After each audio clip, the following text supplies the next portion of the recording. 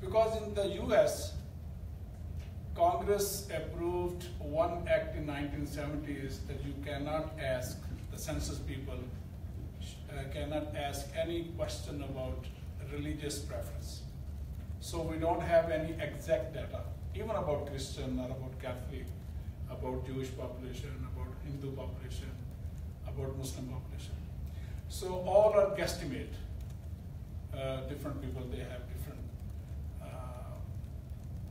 guesstimate. So about Muslims, always there is a discussion how many Muslims are here.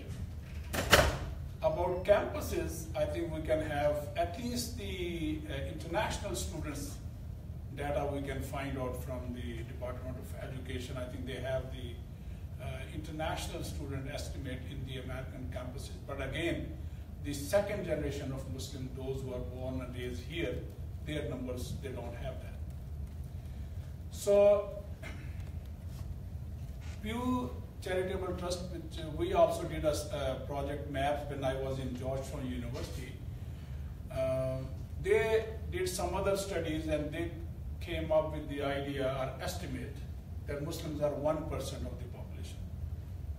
So if there are 325 million, so around 3.5, 3.25 million Muslims are there. The other Muslim scholars, they disputed that, and they, based on different studies, they estimated, as Dr. Islam was saying, that around 7 million, 2% of the Muslims. But again, if sometime when we are talking to the media people, so I told them very frankly that if Muslims are very happy when you are interviewing him or her, so maybe they will increase to 10 million, and if they are a little bit down at home, so maybe they will decrease the number, because nobody has any real solid data.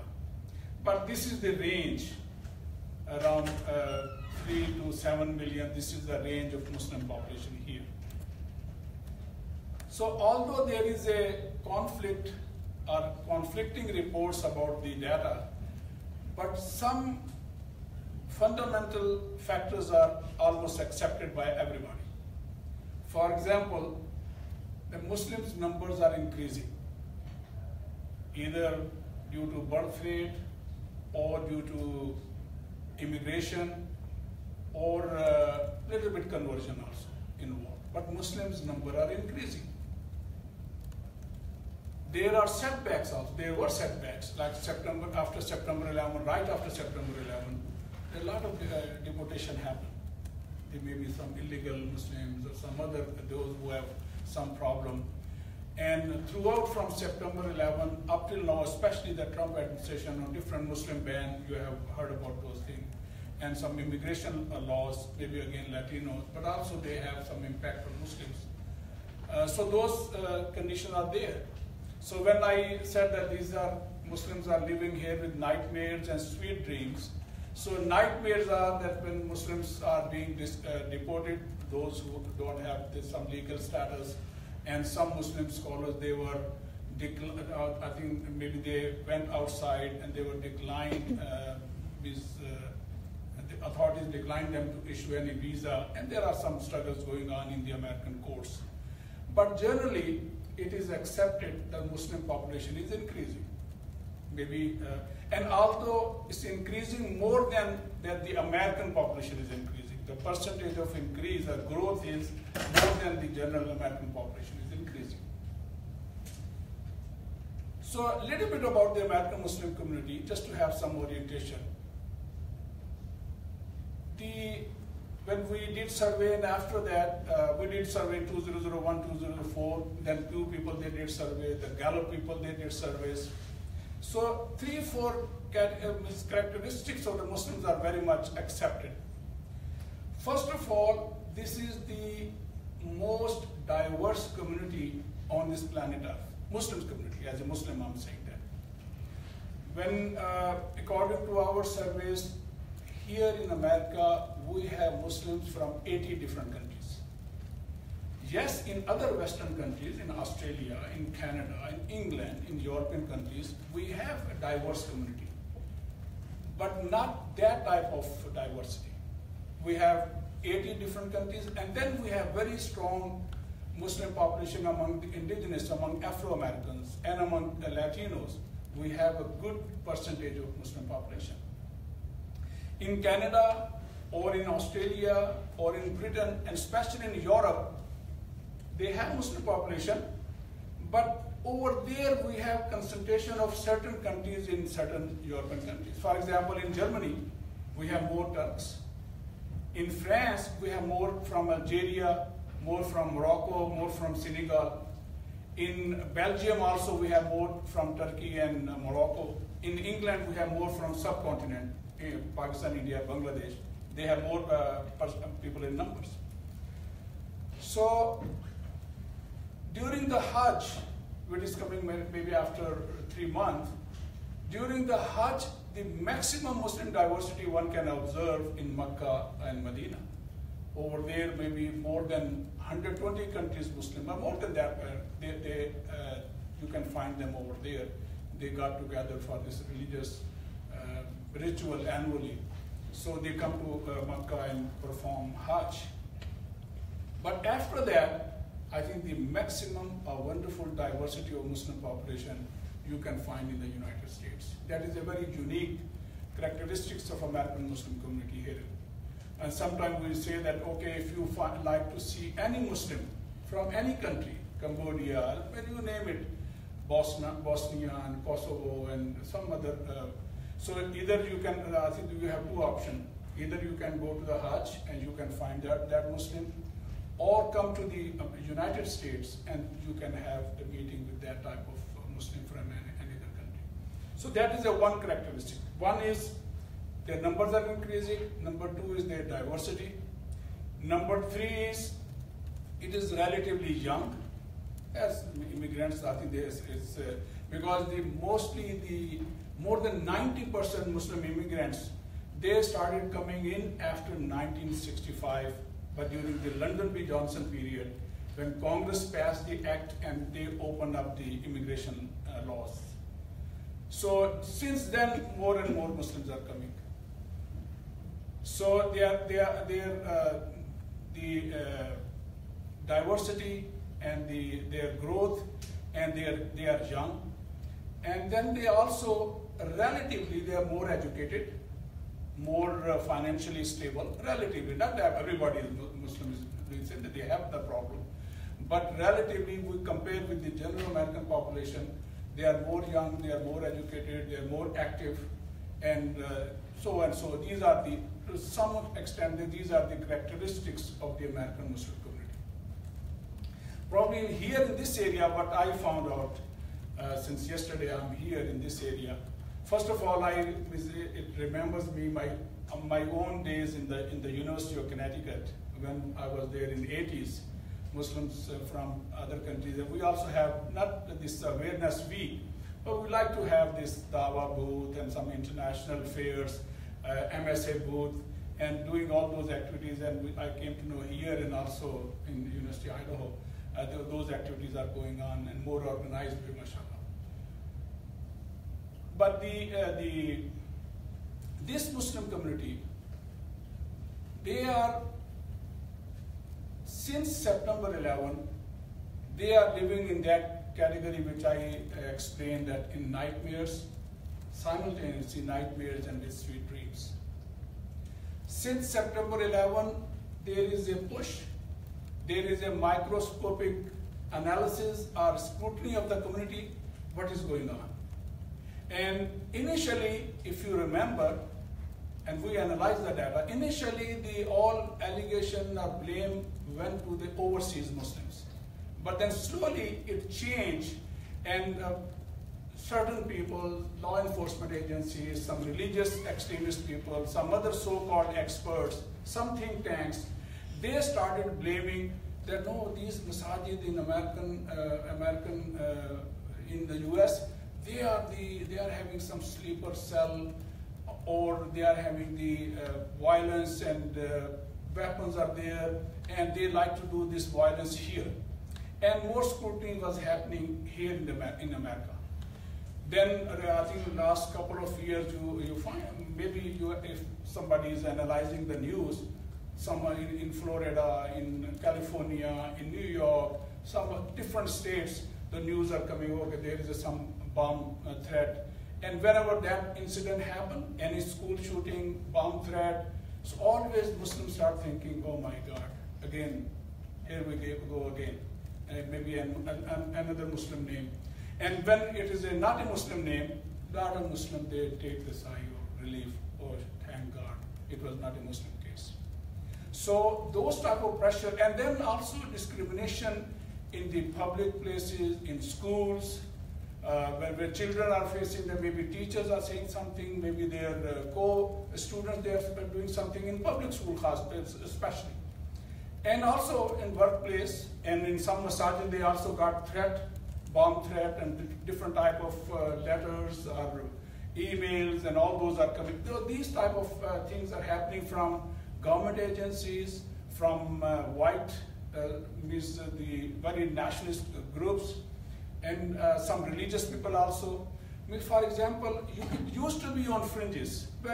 Some people were saying, in minor blogging they were saying, but right now it has become as a mainstream function. In the mainstream media, in mainstream blogging, media is covering them, different organizations are covering them.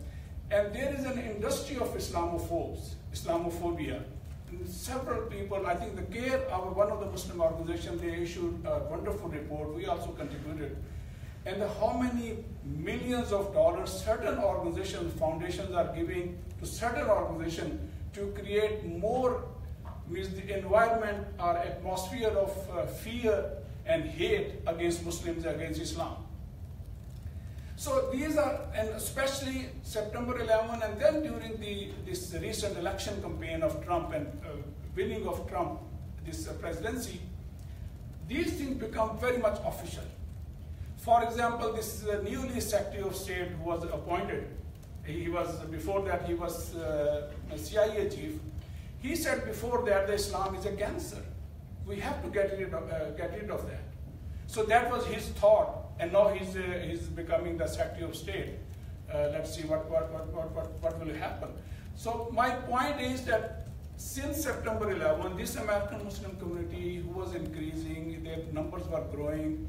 They are part of the American religious landscape and fabric. They are under pressure, and especially that pressure from a different corners. They are feeling and they are facing those pressures. And so they are absorbing that. So one point I would like to make, this is not a new thing. In American history, it is not that only it happened to Muslims, that this discrimination, propaganda against Muslims, nightmares against one community, it is not a very unique thing only happening to the Muslim. If we go through the American history, it happened to Native Americans, it happened to Afro-Americans, it happened to American Jewish, it happened to American Catholics, it happened to American Germans, it happened to Japanese Americans during World War II, when 120,000 Japanese Americans were put into internment camp. And remember, 70,000 of those people, they were citizens. It's not the case that it only happening, it is with green cards and illegal, no, they were citizens. And funny thing was, right now it looks very funny, that the media made a lot of propaganda against Japanese Americans during the World War II. Then they put into the camp. Congress passed that act. President signed it. When it was challenged in the Supreme Court also said it was okay. Even American Supreme Court once said that slavery was also okay. But then now, after several years, the American government officially apologized that we did make a mistake. But it happened. My point is that it happened to other communities before that, and now it is happening to Muslims. So that is a one story, and we can build that what is the media propaganda is going on. The discrimination cases officially in the FBI reports and the different type of center reports and media portrayal, it is going higher up and up against Muslims. So, but that is a half story. That is a half glass empty, but there is a half glass full also. There is the other side of the story also. That because it happened to other communities, and Muslims, they have learned from other communities. They have learned from their Jewish brothers and sisters. They have learned from their Catholic brothers and sisters. They have learned from their other Christian brothers and sisters how they are from, especially from Afro-American also, from their struggle, how to counter those type of situations, how to counter those type of nightmares. And also Muslims believe in Allah subhanahu wa ta'ala, and in the Quran, Allah subhanahu wa ta'ala said, Wallahu khairul makirin, means that Allah is the best planner against all those people who are making plans against Muslims, against Islam. Allah is the best planner to counter all those allegations. And this, means the manifestation of this ayah we have seen here in the United States. And I like to share with some of those ideas which I said, the sweet dreams. For example, during the election campaign, I don't know whether, I know that during student life it's not possible to monitor all those what is happening. But during the election campaign, the Republican candidates, they were very furious against Islam. They were making every day a lot of comments about Islam and about Muslim population. Especially, I think Ben Carson, I think he's the head of the one department. Trump also made that, and after the presidency in the Muslim ban and all those things, he's continuously doing that. So there was a lot of all these comments and propaganda against Islam and different observation against Muslims. But very interestingly, there is one named Professor Shibli Telhami. He's a professor at the University of Maryland. He's a researcher on Middle East and Muslims and in the United States. He wrote one wonderful piece last year in Washington Post on January 25th during the election campaign, and then Trump has won the election, and I think it is about a time of inauguration. So he published that piece, How Trump Changed Americans' View of Islam for the Better. So he made that because he did 4 surveys during the election campaign. In October 15 to October 16, before the election happened in November 16. So his organization in University of Maryland, they did 4 surveys, and they asked one question about the Americans' behavior or their opinion on American Muslims, on Muslims generally. What is your attitude about each of the following, the Muslim people? That is the question he asked in all those 4 surveys. And according to his analysis, although the rhetoric from the Republican candidate, from the President Trump was increasing and growing against and against of Islam and Muslims, but the American public attitude changing, going other way around. For example, the first survey they did in November 2015, second in May 2016, pre-Orlando, and I think big incident happened in Orlando in that bar. Second in June 2016, post-Orlando, and the third one, and the fourth one in October 2016. So 4 surveys, and same question he asked again and again in all those 4 surveys. So he collapsed this very favorable and somewhat favorable opinion of Americans about Muslim people. In the first survey, it was 53%. Second survey, it was 58%. Third survey, it was 62%. And fourth survey, it was 72%. So that is a way, that sweet dreams type thing, that nightmares are that now again speaking against Islam and against Muslim becoming very official and mainstream. People are talking about, but at the same time, somehow the American public opinion is changing other way around. And that was, Professor Shibli Telhami made that point in that piece in Washington Post very forcefully, that this is happening in the ground reality. And Muslims should also think about, these are some favorable things are also going on, and they should continue whatever they have been doing. So why it is happening?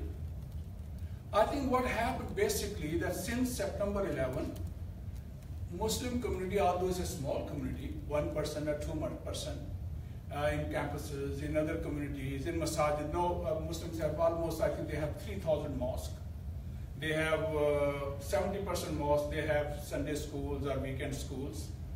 They have national organizations, they are working, they are relief organizations, they have advocacy organizations, they have specialized organizations. That's the overall landscape of the American Muslim community and its activities, and we can talk more about that. But I think since September 11, their learning curve is going very upward. That is the plus sign. There are negative signs also, no question about that. But I think that is the positive sign. And I like to mention those, some of those points. What Muslims, they have learned from September 11, and also since that the pressure is very much on them. The microscopic scrutiny is also upon them. A lot of these type of threats and all these are perceptions and media portrayal is also against them, but still they are learning. I think the fundamental change happened among the immigrant Muslim community especially. Before September 11, they were living here just physically. Mentally and spiritually, they used to live back home. If your parents are coming from Egypt, they always think about Egypt. Coming from Pakistan, always think about Pakistan. Going back, myth of return is very popular concept. Dr. Anwar in Britain, I think several years before, he wrote a book on myth of returns among the immigrants. That immigrants come here, they will say, no, I'm here only for education, some degree, and little bit some earning money, then I'm going back. But after maybe 1 year and 5 years and 10 years and 20 years, 25 years, answering the same, but they are not going back. That myth of return is among the immigrant communities.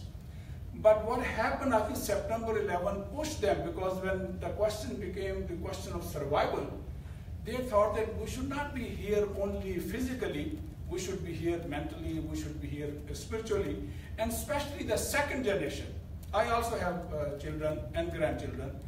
They also push the parents, no, you are here, you are not going back. When you are here, then work for the community, and more than community, work for the society. Work for the betterment of the society. So that change, fundamental change in attitudes and thinking process, that's number one thing happened. Number two, the American mosque, they have become a very hub of all Muslim activities. Back home in Muslim majority countries, maybe they have different channels. Over there, mosques are being controlled by the authorities. Some countries, they have very strictly official sermon, Jummah khutbah, and they have to deliver that. Or the mosques are being used only for prayer and little bit of Quran teaching, not else. No other activities are allowed generally. I'm not talking about every country, but I'm saying generally that is the case. But here, our mosques, they have become the hub of all Muslim activities. So you can have prayer, you can have Friday prayer, you can have Eid prayer, fine. But then you have youth halaqas, you have women halaqas, you have general halaqas, you have political activities, you have sports activities in several places. So you have a lot of these activities. And women's role is very important in those masajid. In back home Muslim majority country, in some of the places, women don't come to the masajid. And I personally observed that in Pakistan. I mentioned that in one Eid prayer a couple of years before I offered in Islamabad, and that was Air Force sector, very like liberal and progressive and all those people. But in the masjid Eid prayer, all 1800, 1900 only were men. Absolutely no woman or girl was there. So there are some fiqh, means that some interpretation issues are there. But here in America, women are very much part and parcel of the Muslim activities. They are in the leadership role. In all these educational activities, mainly the women are doing that. And here nobody can conceive that we will have Jummah prayer or Eid prayer or any other activities and women are not there. It is impossible to conceive that. So the masajid role has been changed. It's a very comprehensive, and that was the blessing. And since September 11, there used to be some discussion whether women should be allowed or not, whether we should become citizen or not, whether we should give vote or not, or voting is haram or forbidden. So a lot of people, they used to make those type of discussion. No more. No, they understood we have to be involved. And another also point happened that the masajid or the national organizations, they are becoming more involved in interfaith activities. Before that, interfaith dialogue was a curse, not only in Muslims, and I understand among some Christian circles also, especially the evangelical circles, interfaith dialogue is a curse. I remember I was in Georgetown and one evangelical Christian, is a TV producer also, he came and he asked me, do you believe in salvation through Jesus? I said, no, the Muslim belief is different. He said, because you don't believe in salvation through Jesus, we cannot have a dialogue with you. Because according to us and the evangelical Christian, all of those who don't believe salvation through Jesus, they will go to hell. So we don't have any dialogue. So I jokingly said to him that I understand, but I know that you are having a conversation with Catholic. So why not, just jokingly, I told him that why not you start whispering with Muslims? If you cannot have dialogue, fine. You cannot have conversation, fine. Then start whispering, at least for the betterment of this society. And very interestingly, Muslims, when we see analyze their attitudes in different surveys, it's very interesting. You cannot pigeonhole American Muslim in a conservative or progressive boxes. Because on the issue of marriage and values and wedding and all those value issues, they are very much, their views are, majority of the Muslims, their views are near the evangelical Christian, very religious people. On the issue of supporting the poor and immigrants and all those issues and against war, their opinion is very much to Democrat and the liberal and progressive groups. So it is difficult to pigeonhole. So I make the same argument that for the betterment of the society, against materialism, for the values, for this sanctity of marriage, we should work together. But he was not ready to do that, but that's fine. But I'm saying that Muslims are becoming more involved in these interfaith dialogues, and everywhere, local levels, national levels, at the state level, not only dialogue, but also working together with other communities. I'm part of ICNA, Islamic Circle of North America, is a national organization. And recently, last weekend, alhamdulillah, we had a national convention, 43rd of our strength. This is the 50th year ICNA has completed. And there were 22,000 people came to that convention. It was huge. It was, I think right now it is the largest Muslim convention in the country. So ICNA has a department, one for domestic relief, ICNA Relief. And they have worked for last 4 or 5 years, more than 40 disasters in the country. And whenever they work through FEMA, the Federal Emergency Management or Association or whatever, agency, Federal Emergency Management Agency. But also with Jewish groups, Lutheran groups, Methodist groups, Catholic groups, Catholic charities. So we always work with them. And that's the Muslims are learning. And then there are some, I think, partnership for against torture, for workers' justice. So those type of the communities are working. And they have learned since September 11 that there is no other way in America. They have learned from other communities that they organize, they created partnership, and they work together, and ultimately their voices were heard. So Muslims are also learning that. And that is, yes, nightmares are there, but sweet dreams are also there. The Muslims are becoming more part and parcel of that. Why becoming more part and parcel of that? There is a struggle among Muslims, it's a 50 year versus 200 years. What is that, 50 years versus 200 years? The other communities, Jewish communities, American Catholic, they have time span of more than 200 years to settle down in America. They went through all those stages of establishing places of worship, sending money back home, transferring their faith and tradition to younger generation, raising their own issues and their problem, but ultimately they have learned that they have to work for the betterment of the society. So if you know that, this national NAACP, this is the advancement of the colored people. I think that's they're one of the major organizations of Afro-American people, and maybe more than 100 years old. It's a very big organization, a lot of budget, what I heard, I like to research that initially the white Jewish people, I think they work for them. You know that during the Roosevelt era, after World War II, they have offered a New Deal. New Deal means that the rights for the farmers, right for the laborers, right for the those communities which are left out, and a lot of rules and laws were changed, and it was very famous. The New Deal is very famous in American history. But Republicans used to say that this is a Jew deal, because this young Jewish professional, they are offering all those laws and rules and regulation for the betterment of Afro-American people, the other minorities. They are offering those rules and regulation and act, and Roosevelt is doing that. So for Muslims also, the point was that what happened and what the other communities they have achieved in 200 years. For Muslims, it's the majority of the immigrants, they came here after 1965, and September 11 pushed them to do in 50 years what the other communities they have done in 200 years. That is the perplexed situation where Muslims are in. Mentally, they were not mature enough to go into that issue, that all those stages of development here go into the issues of the society, but they have to do that.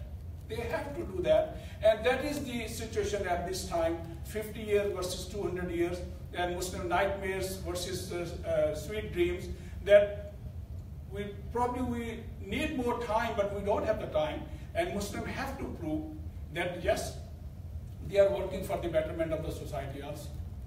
So that is the main message, that is the main point, and for that reason I'm saying that the American mosque become more absorbing diversity, more balanced approach, more about women are involved, more young ones are involved, more interfaith activities, more involvement in social services.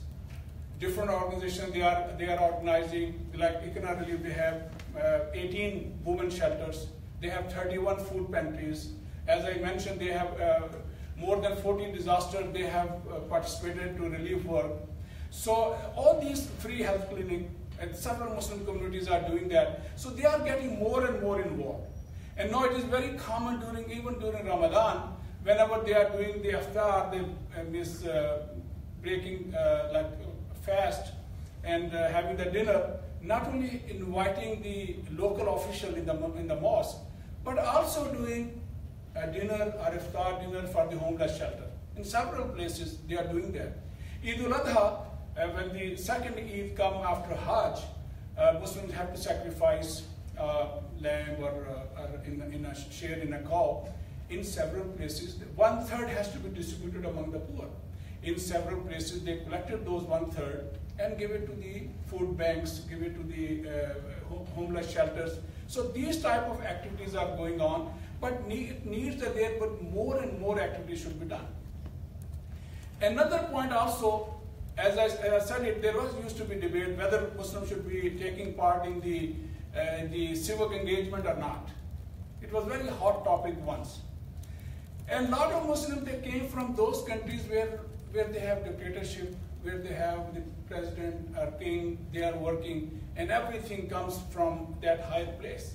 So they thought also naturally that it's also in America, president, White House is the most important thing. But then they realized in America, the local council, city and county is more important sometimes than White House.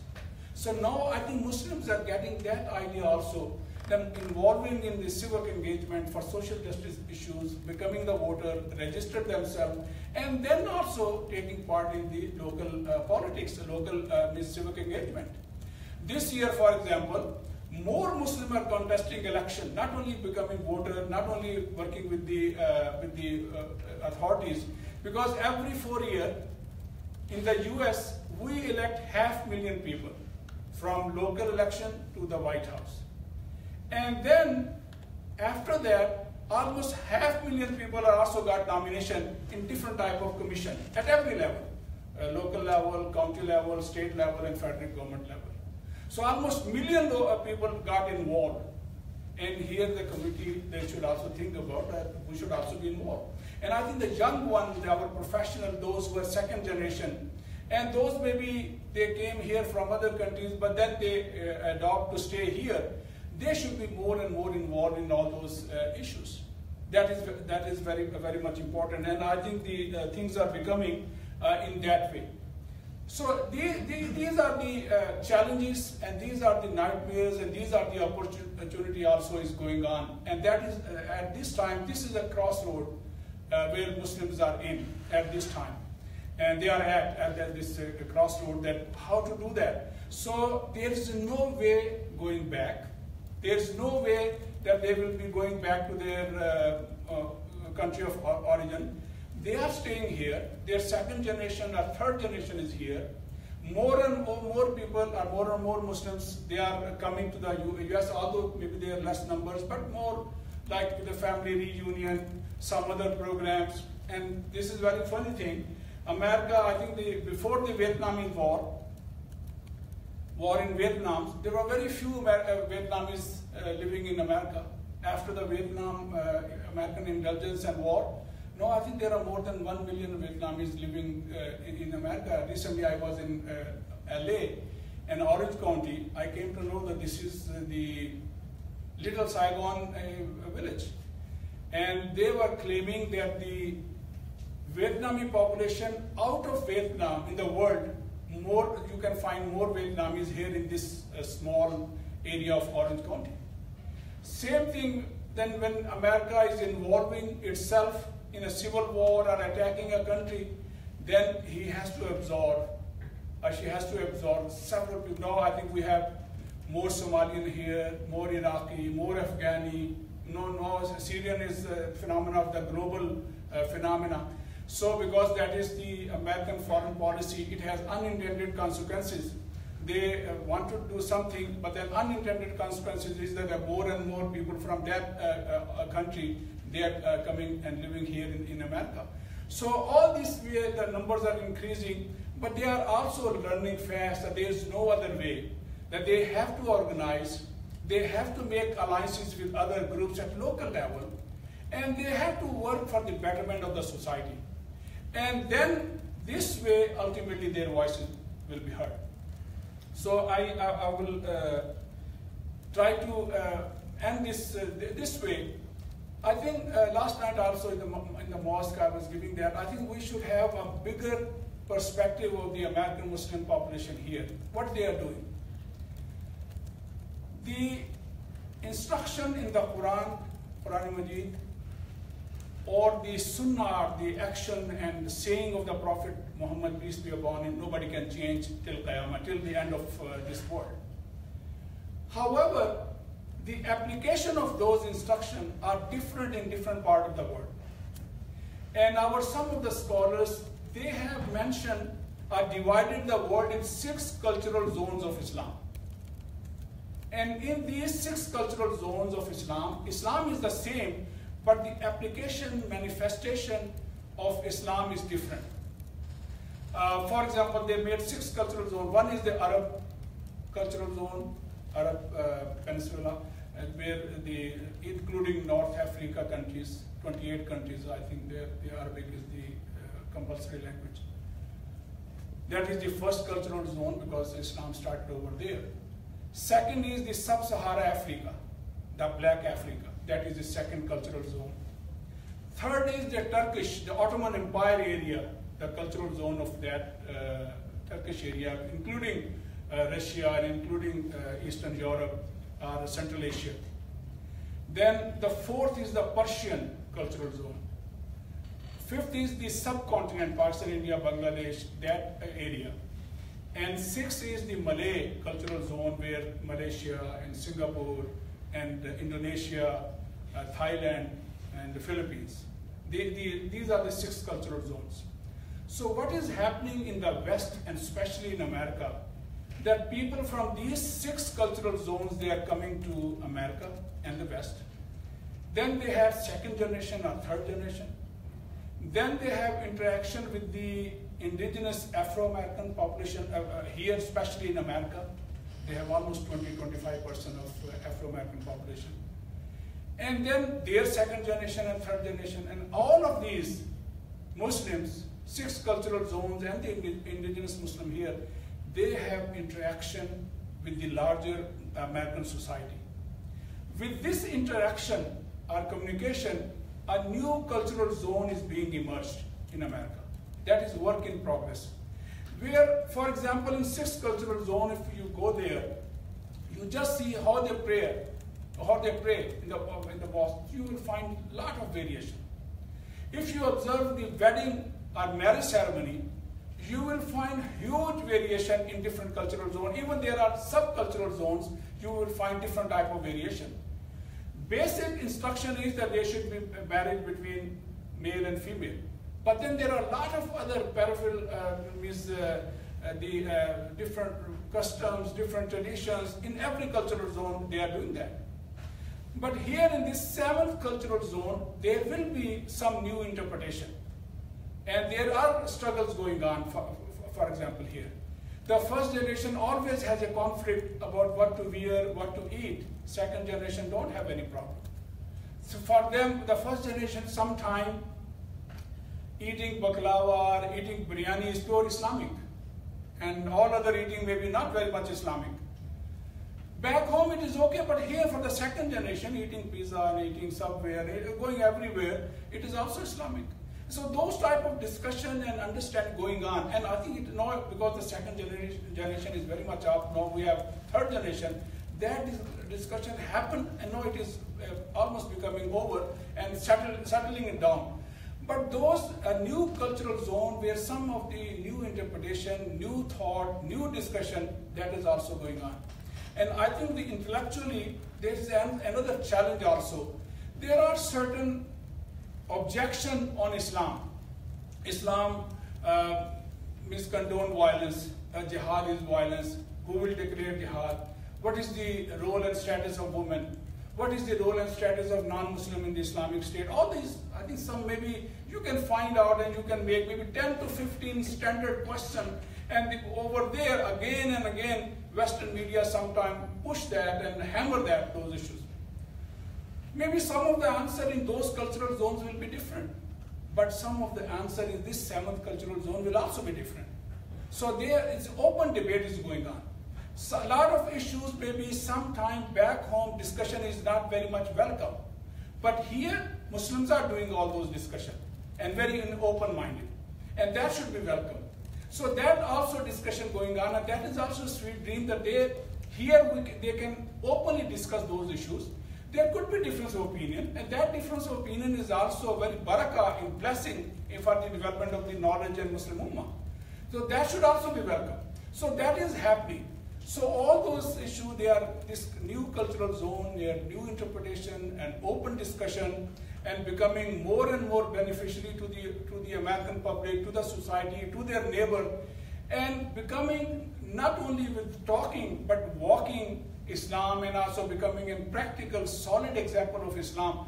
That is the way of our future for the Muslim community to organize themselves, to have partnership, and to become a practical example, walking and talking Islam. That is the only way, and that is the way we can confront and we can defeat all those nightmares, and then sweet dreams could also be helpful for us, that here the American Muslims should become more beneficiary. That is the point we have been discussing with the policymaker in Washington, D.C., that don't consider Muslims only as a foreign assets or international issue. No, yes, international students are very important, they are coming to the campuses, but Muslims are here, they have same aspirations, they have same problem which other American regular neighbors or citizens they are facing. And I gave that example in University of Idaho also when I was teaching a course on Muslims in America. So I asked the student to go to the other places of worship. For example, Muslims should go to the synagogue and or the churches, and other students should go to the mosque and other places of worship, and observe what is the sitting arrangement, what is the demographic composition, means gents and women, how they are being treated, what is the sermon, who is doing that sermon, either Jummah khutbah or synagogue or the churches, and then the content analysis about the khutbah, about the sermons. When I graded those papers, it was very interesting. It was revealing 70% of the contents in the mosque, in the synagogue, and in churches, they are the same. As a priest is going on, as a rabbi is giving that sermon, or imam is giving that khutbah, 70% topics are the same concerns about vulgarity in the media, about youth are not coming to their tradition, about the violence or drug issue in the society. All those issues are very much common to everybody. So we are also talking to American policymakers that they're the same issue we are facing. That we should not be treated as just as a foreign assets or international issues or only terrorism and security. More than that, we like to contribute in the policy debate.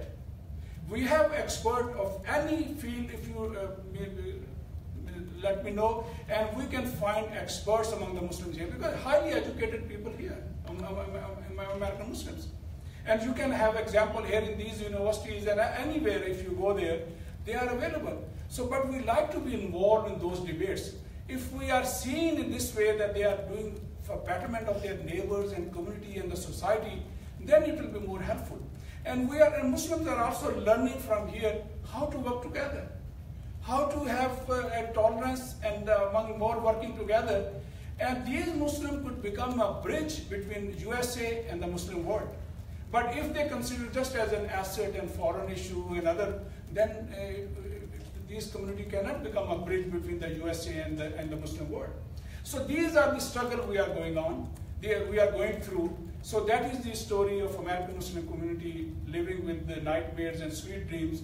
But we are hoping, inshallah ta'ala, that with the development of this new cultural zone, with the development of this new attitude of working for together and working for the society, betterment of the society, inshallah ta'ala, American Muslim will also overcome these nightmares and their impact and more become the sweet dreams, and they spread these sweet dreams among their neighbors and among the Muslim community.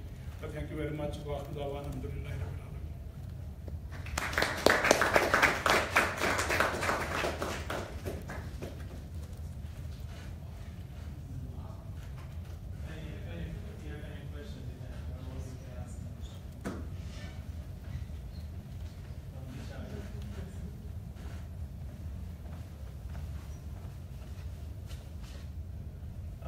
I just have a quick question for the cultural zones that you mentioned. Do you see any effective social media or media in general that all the world kind of sharing, having an effect in changing those zones, or how those zones are interacting with one another? No, I think that social media this is the new wave of communication. Before that, also people used to communicate a lot, but social media is instant communication. So I think it is a positive contribution. But my only concern is that how much Muslim youth, is male and female, how much they are involved. Because sometimes we analyze the reports. For example, in New York Times, Los Angeles Times, or any other newspaper, there is a positive story about Muslims or Islam. But if you go to the comments, maybe there are 300 comments, and majority of those comments are negative. So it happened. But now Muslims should also wake up. Muslim, especially youth are partying in the universities and colleges and schools, and we are also asking Muslim women too. So just you have smartphone, use that very wisely.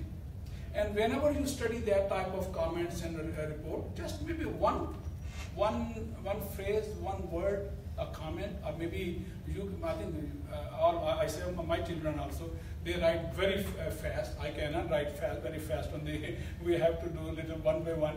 So why not make the comment over there? Involved in the social media. And then there is a lot of questions are being asked in social media, and there are a lot of young scholars, they are answering. So social media is a jungle. You have to find the proper trees and proper field to go through that. Otherwise, you could be lost. But I think social media is contributing. I think the American president is contributing to all this tweet. It's a tweet presidency. And not only American president, no, I came to know a lot of other presidents are doing the same thing. Any major announcement they are doing through tweet. So I think this is the way, this is the 21st century, we have to be more.